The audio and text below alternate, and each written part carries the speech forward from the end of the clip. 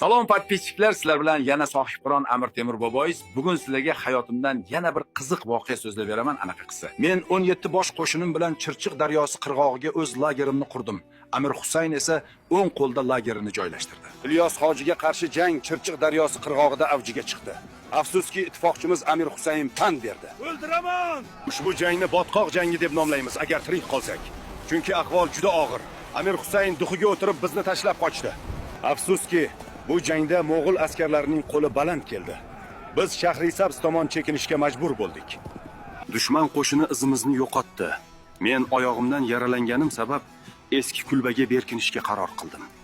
U yerda umidsizlik va tushkunlik meni yeb bitira boshlagan edi.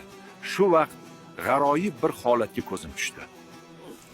Bu jajjigina chumoli bug'doy ushog'i bilan devorga chiqishga harakat qilar edi, lekin qayta yiqilaverar edi. Chumoli 41-urinishda maqsadiga yetib, yiqilmasdan boshog'ini devorga olib chiqishni uddaladi.